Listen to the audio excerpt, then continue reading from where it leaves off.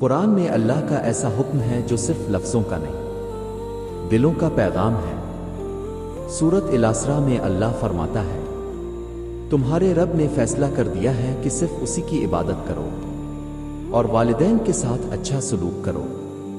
مگر آج کا انسان، جس ماں نے کاندھوں پہ بیٹھا کر چلنا سکھایا، اسی ماں کے سامنے بول اٹھتا ہے۔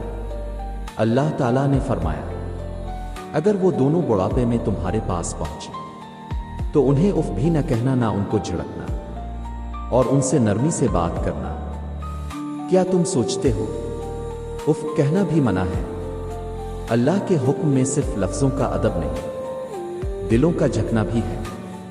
اگر تم چاہتے ہو کہ تمہاری زندگی میں برکت ہو، تمہارا رزق بڑھے، ماں باپ کے لیے دعا کرو، ان کی خدمت کرو۔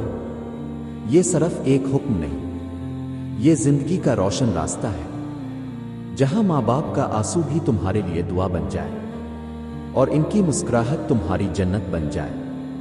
اپنی ماں کے قدموں کے نیچے جنت تلاش کرو اور اپنے باپ کے سائے میں برکت کا اثر محسوس کرو۔